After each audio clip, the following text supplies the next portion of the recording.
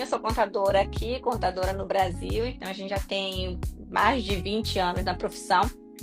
Sou cidadã americana também, igual você comentou um pouquinho sobre você. Também estou aqui nesse país, a gente imigrou, a gente sente muito das dores que os brasileiros sentem quando imigram para cá, né? Então, a gente A gente já viveu esse processo, né? Assim, Exato, tá. e a gente se especializou muito dentro do nosso escritório em oferecer uma consultoria macro para o nosso cliente, né? Uma Uhum. coisa mais geral, do tipo, eu preciso de um realtor, a gente tem profissionais qualificados para atender o cliente, eu preciso de um advogado de imigração, a gente tem. Então, uma consultoria completa que o cliente realmente precisa a título de um tudo, a título de investimento, a título de imigração, a título de preparação no dia a dia do cliente, que a gente tem também muitos profissionais que já estão em solo americano, que já imigraram, que têm suas empresas. Então a gente atende tanto o investidor, que é aquele cliente que quer investir, como o imigrante, que é aquele cliente que está vindo para cá. Então a gente trabalha com planejamento fiscal pré-imigratório.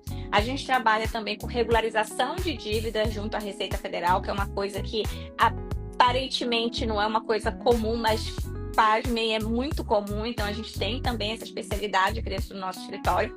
Hoje nós estamos com 15 colaboradores que trabalham conosco dentro do escritório, então a gente tem um suporte muito bom de toda a nossa equipe. Graças a Deus a gente conseguiu preparar uma equipe muito boa dentro do escritório. Você já veio aqui, já nos visitou, já conheceu Sim. nossa sede nova. Nós Maravilhoso mudamos de também espaço deles. recentemente. Muito bom. Pois é, e aí a gente trabalha aqui. Eu tenho também no Brasil certificação Ambima CPA 20, que ajuda bastante também a título de investimentos. Os investidores sempre questionam o que é mais vantagem, eu manter meu dinheiro no Brasil investido ou investir em imóveis nos Estados Unidos. Então, todas essas equiparações que a gente tem entre Brasil e Estados Unidos, que é muito comum da pessoa que quer investir, da pessoa que tem um dinheiro no Brasil investida, que tem uma rentabilidade realmente em investimentos financeiros, pensa antes realmente de comprar alguma coisa que você vai pensar, mas meu dinheiro está aqui, com uma liquidez, com uma rentabilidade boa, por que eu vou investir nos Estados Unidos? Qual o motivo que eu estaria fazendo isso, E né? aí, Então a gente como contadora, como consultora, conte pra gente fale pra eles por que eles devem investir aqui nos Estados Unidos. tá vendo? Pegando o gancho da minha fala, né?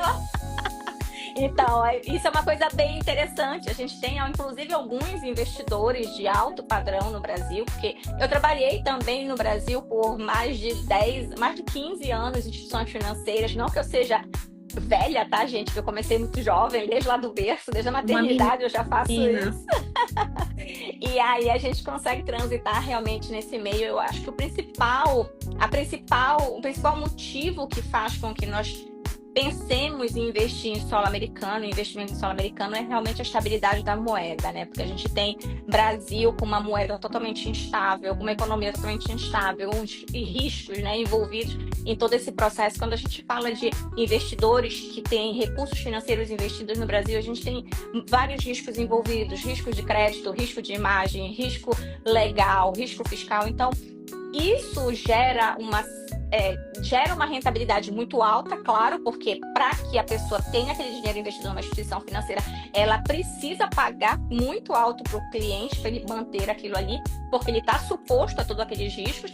Em contrapartida, aqui nos Estados Unidos, ele não tem isso, né? Porque o comentário, rico no Brasil tá osso, é exatamente isso. Então, trazer esse dinheiro para cá, para os Estados Unidos, investir aqui, é você investir na moeda mais sólida. Hoje o mercado imobiliário é um dos mercados mais sólidos que existem, especialmente dos Estados Unidos. É uma das economias mais sólidas do mundo. Então, eu ficaria a noite toda falando de motivos para você investir nos Estados Unidos. E eu sou suspeita, tá, gente? Porque Mas, de fato, você mora aqui, você investe aqui, né? Você tem a sua vida aqui. Então, o que eu acho que é interessante para quem está nos assistindo, tem vontade de vir para cá, é que a gente viveu esse processo, né? exato. Lá desde o início, das dificuldades, assim, de estar lá no Brasil sonhando em estar aqui, né? Em tudo que imagino que tudo que você sonhou em construir aqui, você estava lá, tinha esse sonho, e aí hoje ver funcionando é muito bom. E quando a gente pega pessoas que estão nessa fase, quando a gente encontra com essas pessoas, e a gente vê assim, a insegurança que eles têm com muitas coisas que é super natural, porque é uma mudança grande, a gente pode falar para eles que vai dar certo, porque a gente já viveu Sim, a gente já passou por isso, né? Já viveu essa trajetória. Eu acho que é bem Exatamente. interessante quando a gente foca nesse aspecto, porque é uma trajetória que, claro, que gera ansiedade, geram desconfortos, porque é uma mudança, queira ou não, seja para investimento, seja para você imigrar, são mudanças que vão ocorrer, é você sair da sua zona de conforto, porque, convenhamos, quando você faz um investimento no Brasil, você já trabalhou o ano todo esse investimento no Brasil, já sabe como é que funciona, você viveu a vida toda ali. E quando você pensa em transacionar isso, é uma coisa bem distinta, né? Bem diferente do que você está acostumado. Então, aonde que eu estou indo? Aonde que eu estou colocando o meu pezinho? Eu tenho um profissional adequado para me ajudar com esse processo. Então, eu tenho... Você tocou num ponto muito importante, Adriana, que é ter o profissional adequado para te ajudar, né? De forma segura. Isso é o que mais quem está pensando em vir para cá deve procurar, para não cair em ciladas, né? Exato, exatamente. Não cair em armadilhas. Vou fazer aqui umas perguntas que me mandaram aqui para você. Tá, uma das dúvidas que mais eu recebo aqui das perguntas é necessário abrir uma empresa para comprar um imóvel nos Estados Unidos? Não necessariamente, tá? Não é obrigatoriedade você ter uma empresa, mas quando a gente está falando de uma pessoa que vai fazer apenas um investimento em solo americano, que é a pessoa que é não residente, que mora no Brasil e quer só investir aqui, é de suma importância que ela tenha constituído uma empresa em solo americano, porque aqui existe um imposto que nós chamamos de FIRPTA, que é um valor que é retido na fonte no caso da venda de um imóvel para quem é caracterizado não residente fiscal em solo americano. Então, quando você está investindo em solo americano, que você ainda não é residente fiscal em solo americano, você é uma pessoa que mora no Brasil, que só está investindo, você é considerado para o fisco americano um não residente. Então, quando você é não residente, você deseja vender esse imóvel, é retido 15% na fonte na hora da venda, pela própria Title Company, que é o cartório aqui. Então, por isso, quando você constitui uma empresa, você não tem essa tributação, essa retenção na fonte. Então, você pode pagar o imposto na época que é devido realmente o seu imposto ou na época do estimated tax, que são nos cores de pagamento, e você evita esse tipo de problema. Ademais, quando você tem uma empresa, você consegue fazer sucessão automática entre os sócios dessa empresa, claro, se eles forem da mesma família. E aí você também tem a possibilidade de proteção, né? Porque uma empresa em solo americano, dependendo da estrutura que você abre, ela te protege contra qualquer tipo de passivo que possa vir a ocorrer com aquele imóvel. Fica ali blindado na empresa, não atinge a sua pessoa física. Então, são algumas coisas positivas quando você pensa em abrir uma empresa aqui, quando você pensa que seria interessante que você já tivesse a constituição de uma empresa para a compra desse imóvel nessa empresa. Então, não é obrigatório, gente, mas é de suma importância que você abra. Sim. Tá? Porque você vai estar se protegendo de várias formas. Exato. Eu só queria acrescentar que uma amiga minha, ela passou por esse problema, né, da FIRPTA. A gente até comentou hoje sobre isso. Ela comprou o imóvel dela, ela já investe há algum tempo, e há 3 anos atrás, 4 anos, 3 anos, acho que foi 3 anos, que ela vendeu um imóvel que ela não tinha empresa aberta. Ela comprou outro, aí ela já abriu empresa, né? Mas esse ela não tinha empresa aberta. Gente, ela tá até agora com esse imposto retido. Porque ela foi mal orientada, ela não sabia que ela tinha que abrir empresa. E daí o motivo da gente estar fazendo essa live hoje, eu quis trazer a Adriana aqui, é que eu falo sempre para os meus clientes: falem com o contador, abra uma empresa, porque eu não quero ver ele passando por isso depois. Na hora de vender, ele vai ter esse problema, sendo que ele poderia, bem orientado, não precisar passar por isso. Exato, exatamente. Porque quando você tem uma empresa, você não tem FIRPTA, já que ela é uma personalidade jurídica americana, né? Então você não tem esse problema de retenção na fonte, porque o FIRPTA, ele é a retenção na fonte para evitar que as pessoas que são não residentes vendam seu imóvel e simplesmente vão embora e não pagam imposto por isso. Então, você deve o imposto sobre ganho de capital, realmente, caso você venha a ter ganho de capital.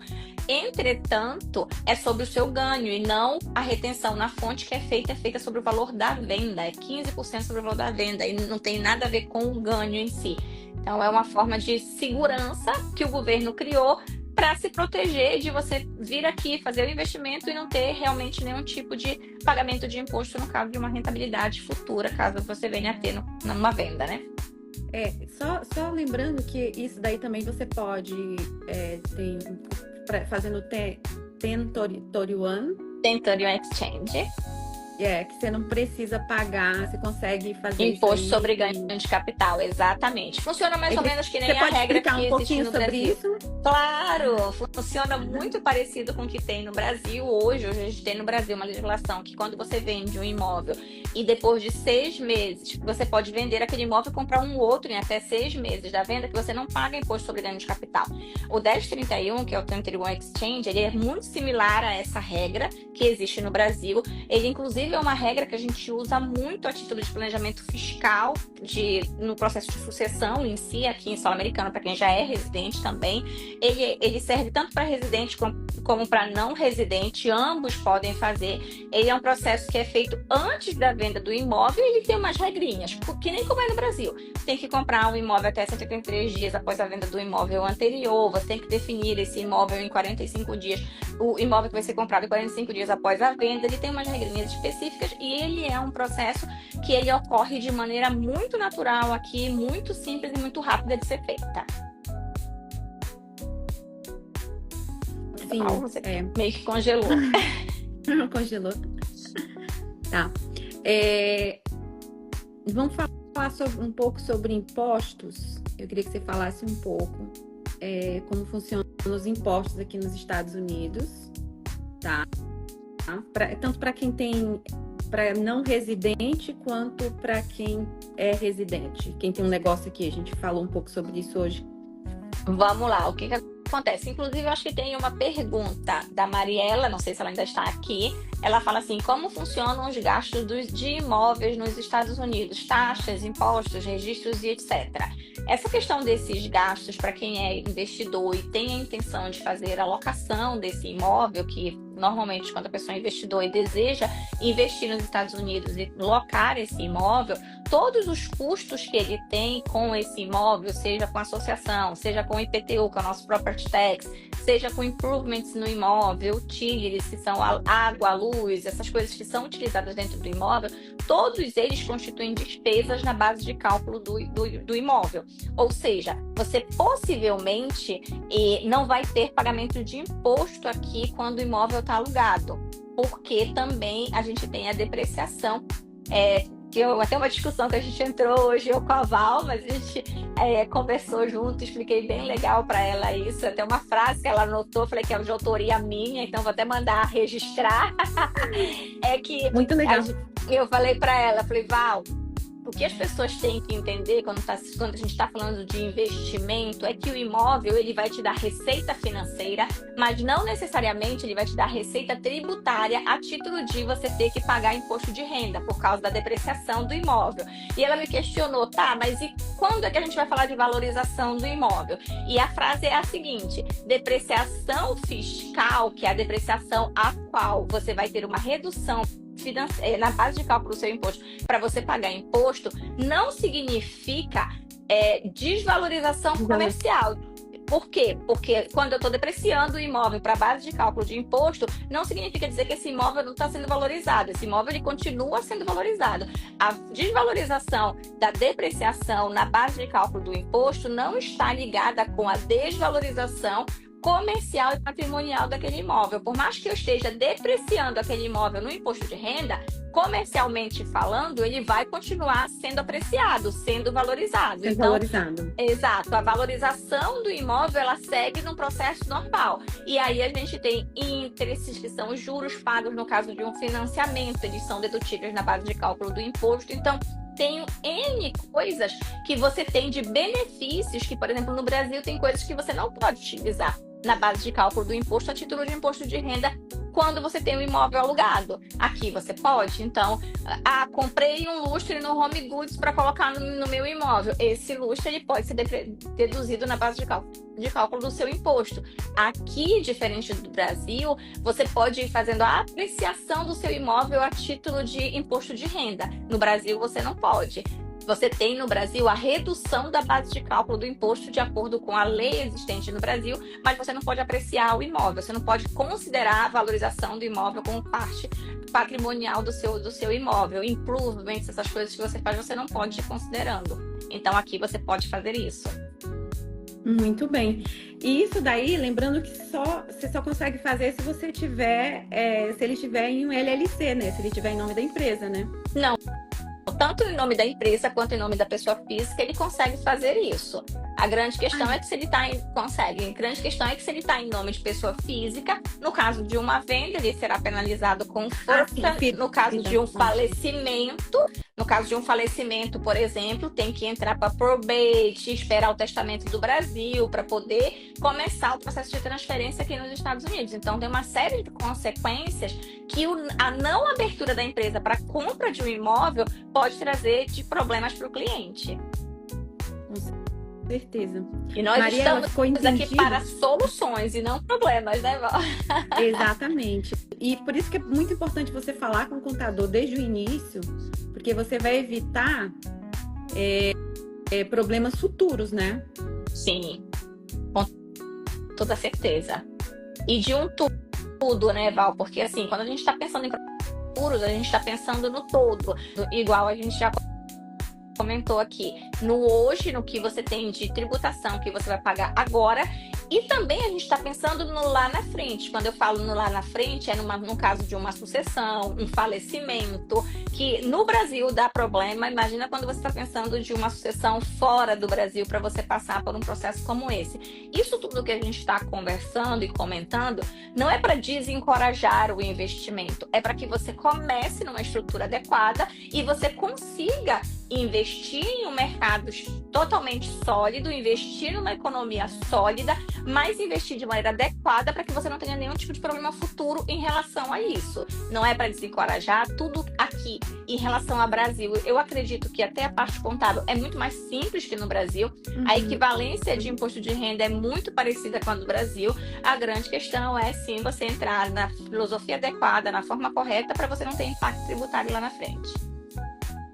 É só fazer da forma certa, né? Que você Exato. vai estar seguro, né? A Mariela comentou alguma coisa aqui. Com essa depreciação do imóvel de um lado e a revalorização comercial do outro não gera mais taxa de IR de ganho de capital? De ganho de capital? Sim, gera sim, claro, porque quando você tem a depreciação, você está usando parte do dinheiro que vai sendo descontado ano após ano, deduzido na sua base de cálculo, você vai ter um valor de ganho de capital expressivo, mas um pouco mais expressivo, porque você já foi depreciando ano a ano o imóvel. A grande diferença é que quando você faz isso, se você faz ano a ano a depreciação e você lá na frente deseja vender o imóvel, você já se valeu de depreciação no ano a ano em relação à questão do seu ganho. Porque mesmo que você não deprecie o imóvel, quando chega lá na frente, na hora de fazer o cálculo do ganho de capital, você tem que imputar a depreciação do imóvel de maneira automática para você tributar o ganho de capital. Mas a grande diferença, por exemplo, também quando você cria uma estrutura de empresa aqui, é que você consegue pulverizar o capital dos donos da empresa. Então, e o ganho de capital para o não residente, ele só começa a ser tributado quando você tem acima de $40 mil de imposto de ganho de capital. Porque até $40 mil a alíquota é zero de imposto sobre ganho de capital. Então, você tem 0, 15% e 20% no máximo de alíquota de imposto de renda sobre ganho de capital. E do ganho de capital, também na base de cálculo dele, você pode pode reduzir todos os improvements que você faz no imóvel. Troquei a máquina de ar-condicionado do imóvel, você pode guardar para reduzir o seu ganho de capital. Troquei o telhado, tudo isso é considerado improvement, que você pode utilizar na hora de fazer a conta do seu ganho de capital. Perfeito. Esclareceu aí, ô Mariela? Esclareceu a sua dúvida? Vamos lá. Tem mais alguma pergunta? Eu tenho. Quais são os erros mais comuns que você vê brasileiros cometendo? Entendi, obrigada pela falou. Eu acho que erros mais comuns a título de investidor, na verdade, assim, como um todo, erros mais comuns que ocorrem é a compra do imóvel em nome de pessoa física. Eu não diria erro, eu diria falta de acerto, né? Eu diria falta de previsibilidade no que você, da onde você está indo, para onde você quer investir. Eu acho que a compra do imóvel em nome de pessoa física é uma coisa que prejudica muito o cliente na hora de uma venda, quando ele quer se desfazer de um negócio e quer, por exemplo, investir em um outro de uma maneira muito rápida e conta com aquele dinheiro. Então, é uma coisa que dá um certo trabalho na estrutura do cliente. A outra é imigrar sem um planejamento fiscal pré-imigratório, sem você saber quais são os seus impactos tributários que você pode vir a ter na hora dessa imigração. Acho que isso é muito comum, ocorre muito. A outra é você não procurar profissionais qualificados que possam lhe auxiliar da maneira mais correta para você fazer fazer sua declaração de imposto de renda, as suas coisas. A gente tem muitas pessoas que nos procuram com muitos problemas que vieram de outros profissionais, que não tiveram a orientação adequada. Eu acho que isso é um dos erros muito comuns especialmente na nossa comunidade brasileira, porque sempre tem o amigo que disse, o fulano que falou, o ciclano que disse, nunca deu nada. Eu escuto muito isso aqui, faz que o meu amigo fez e nunca deu nada. Então, esse faz que meu amigo fez e nunca deu nada é aquela velha máxima que a gente fala sempre. Se você está imigrando, está mudando de país, se adeque à realidade, à legislação daquele país. Uma coisa que o brasileiro normalmente não vislumbra em solo americano, que é uma lei americana, é que a obrigação de saber do que você tem que pagar não é do profissional, é do americano. E isso ele aprende. Meu filho na escola, com 8 anos, ele sabe da obrigação dele. Tanto que se você for num lugar, por exemplo, um americano que estudou nas escolas americanas,